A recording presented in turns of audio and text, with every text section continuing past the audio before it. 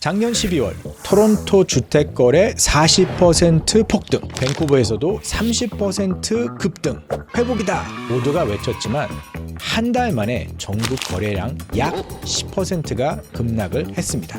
도대체 캐나다에서는 무슨 일이 벌어진 걸까요? 채널 고정해 주시죠.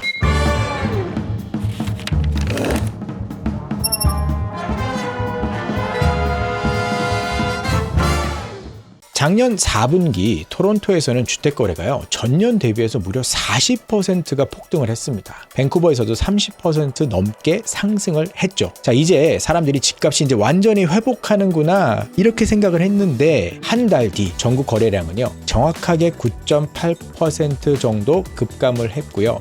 3년 만에 가장 큰 폭으로 하락을 했습니다.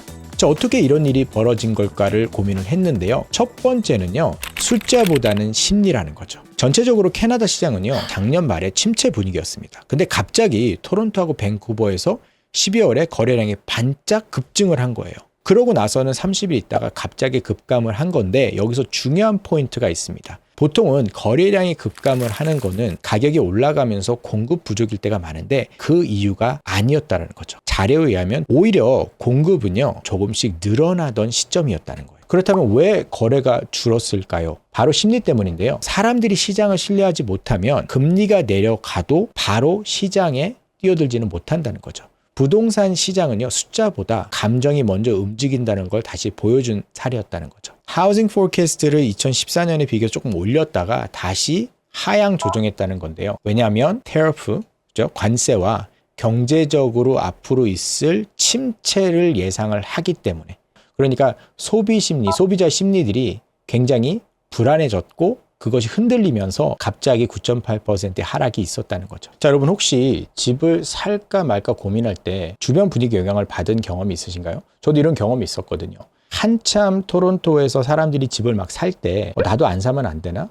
왜냐면 많은 분들이 집값은 곧 떨어질 거라 얘기를 했는데 옆에서 사람들이 사니까 자기도 집을 사게 된 거거든요. 마찬가지로 전체적으로 경제 전반에 약간 어두운 그림이 드리우니까 금리도 낮아지면서 공급도 늘어나고 있으면 당연히 사람들이 집을 사야 되긴 하는데 그렇지 않았다는 거죠. 근데 이게 조금 더 무섭다라는 거예요. 금리는 내려가는데 관세의 불확실성, 경제의 불확실성 때문에 이게 훨씬 더 소비 심리를 위축시켰다는 게 되게 중요한 것 같아요. 그러니까 2024년 한 해 동안 캐나다 중앙은행이요 금리를 7차례 인하를 했습니다. 그래서 지금 현재로 기준금리가요 2.75%로 내려왔어요. 한참 갈 때는요 기존금리가 거의 뭐 5%, 막 6% 이렇게 될 때도 있었거든요. 그게 근데 1년 아니었거든요. 그러면 많은 사람들이 했죠. 이제는 진짜 집 사기 좋은 때 아닌가. 오늘 저희 비디오 만든 이유도 그거죠. 과연 지금 이때가 집 사기가 좋은 때인가. 그런데 시장은 기대만큼 반응하지 않았다는 거예요. 이게 더 소비 심리를 위축시켰다는 거죠. 왜 이렇게 좋은데 금리도 낮아지고 있고 공급도 올라오고 있는데 왜 안 사지? 이유가 있나? 근데 이유가 있죠. uncertainty, 불확실성이 때문이라는 거죠. 그래서 오히려 이렇게 그 금리 떨어지고 공급량 늘어나는데도 불구하고 소비자 신뢰 지수가요 떨어졌어요. 리테일 인사이더라고 하는 이 웹사이트에 보면 이제 Conference Board of Canada라는 걸 인용해서 그 consumer confidence, 소비 심리에 있어서 소비자들이 시장에 대한 어떤 확실성이 작년 이맘때에 비해서 2월 달에 12%가 떨어졌다라고 하는 건데 어딜 가느냐에 따라서 이 지수는 좀 달라요. 이게 8이 될 수도 있고 16이 될 수도 있고 12가 될 수도 있고. 근데 제가 중요하게 생각하는 거는 떨어졌다는 겁니다. 그게 중요한 것 같아요. 바로 미국의 관세 위협 때문이죠. 실제적으로 여러분들이 한국도 그렇고 캐나다도 미국도 그렇고 소비자 가격이 급등하거나 이렇게 저희가 피부에 체험할 만큼 달라진 건 없거든요. 그냥 앞으로 무슨 일이 일어날 수 있겠다는 거죠. 캐나다는요 대미 수출의 의존도가 되게 높은 나라입니다. 제가 예전에 한번 보여드렸던 것 같은데요. 캐나다가요 미국으로 매년마다 수출하는 게 조금 떨어졌다 하더라도 76%의 캐나다의 수출이 미국입니다. 작년에만 5.915 billion이니까 이게 몇 천억 원이다 뭐 이런 게 아니라 캐나다는 그냥 76%를 미국으로 수출하는 거예요. 그러면 관세가 이제 전쟁이 된다 그러면 그 76%를 책임지고 있는 어떤 GDP가 거기에 종사하고 있는 사람들이 영향을 받은 거잖아요. 그러니까 앞으로 경기가 지금보다 더 나빠질 수도 있다. 최근 저는 10년, 15년 동안 경기 좋다는 얘기 들어본 적이 없거든요.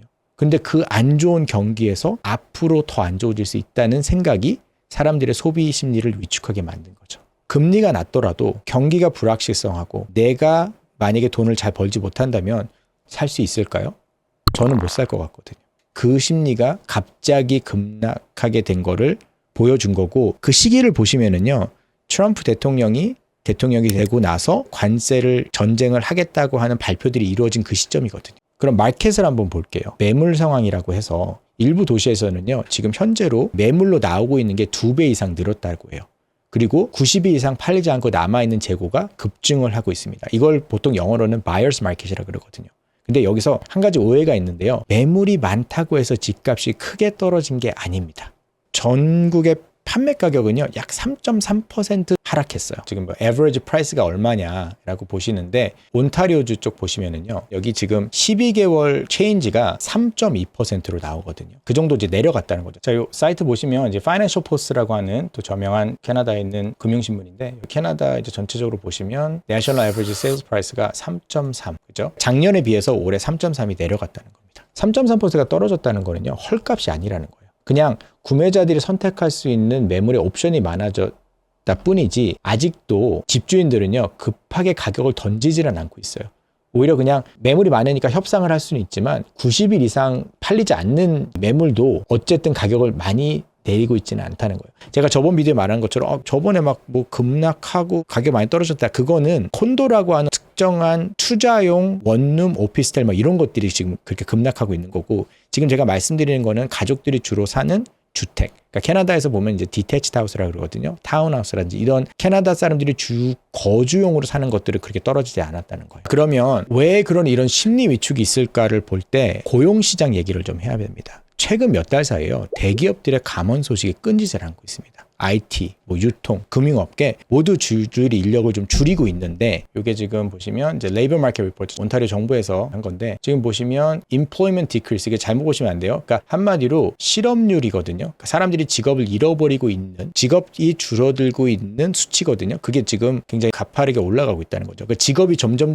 없어지고 있다는 거예요. 지금 캐나다에서 이제 미국과의 트레이드 워가 있으니까 사람들을 해고시키고 있다는 거고요. 이 아티클 보시면 듀오링고라고 하는 이제 많은 분들이 아시는 이제 어플인데요. 그러니까 이제 언어를 습득하게 해주고 영어 공부를 하게 해주는 어플인데, 여기서도 지금 컨트랙트 워커들을 AI로 리플레이스를 하겠다라고 이미 대놓고 이제 얘기를 하는 거죠. 그러면서 이제 해고와 뭐 기근과 이런 뭐 전쟁의 이런 소식들이 끊이지 않는 것처럼 지금 전체적으로 보시면은요, 메타, 구글, 마이크로소프트 이런 빅테크 기업 2025년 상반기 동안 상당한 부서에서 감원을 단행을 했습니다. 캐나다 지사도 이제 많은 영향을 받았고, 아마존 같은 경우도요, 퀘벡 주에서 7개 물류센터를 폐쇄하면서 1,700명 이상의 직원을 해고하고 있는데, 전체적으로 보면 50% 이상 되는 고용주들이 관세라든지 경기 침체를 핑계로 아예 사람을 하여하지도 않고 앞으로도 사람들을 계속 해고할 것이라는 그 리포트가 있거든요. 아까 제가 첫 번째 보여드린 그래프처럼 캐나다가 2022년 처음으로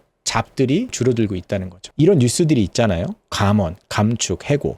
그러면 나도 해고되는 게 아닐까라는 불안감이 커지잖아요. 그러면 소비자 심리 위축에 주택시장에도 변화가 있겠죠.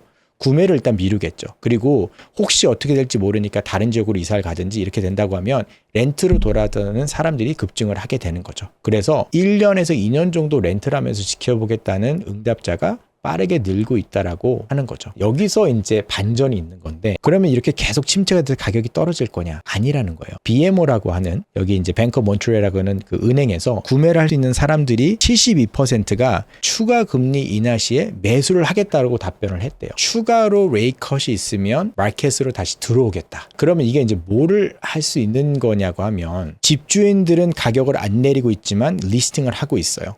근데 구매자들의 72%, 집을 구하려고 하는 72%가 그 추가 금리가 떨어지면 다시 집을 사겠다는 거예요. 그렇게 되면 어떻게 되겠어요? 작년에 있었던 매수의 급등, 그러니까 갑자기 팔리는 집이 많아지기도 하겠지만 가격도 다시 올라갈 수 있다는 것을 시사를 하는 거죠. 그래서 결론적으로는 집을 사실 거면 지금도 나쁘지 않은 시기라고 저는 보고 있는 거예요. 왜냐하면 이렇게 생각하세요. 집을 오늘 사건, 1년 있다 사건, 10년 있다 사건, 그 집을 계속 사실 거면, 당장 파실 게 아니면 집은 사시는 게 맞아요. 투자용이 아닌 거주용이라고 하면 저는 그냥 지금도 만약에 뭐 레이시 한번 내렸을 때 사시는 것도 나쁘지는 않겠다라고 생각을 합니다. 좋은 뉴스가 터졌을 때 이미 시장은 정점을 찍었을 수도 있습니다. 나쁜 뉴스가 들려올 때는요, 기회가 다가오는 경우도 있어요. 부동산 시장은요, 숫자만 보는 게 아니라 정책과 심리까지 함께 읽어야지만 조금 퍼즐이 맞춰지는 것 같아요. 자, 여러분들, 제가 지금 말씀드린 여러 가지 그런 요소들, 이 부분들을 고려하셔서 주택 구매를 생각하고 계신 분이 있으시다면, 그게 한국이 됐던 미국이 됐던 캐나다가 됐던 정책, 심리, 고용 이런 것들을 좀 생각하시고 결정을 하시면 좋을 것 같고요. 오늘 이 영상이 그 결정에 조금이나마 도움이 됐으면 합니다. 좋아요, 구독 부탁드리고요. 어떤 주택 구매 플랜이 있으시다면, 또 어떤 인사이트가 있으시다면 좀 댓글로 공유해 주시면 다 같이 공부해서 조금 더 나은 삶을 살 수 있는 사람들이 되지 않을까 합니다. 오늘도 끝까지 시청해 주셔서 감사합니다.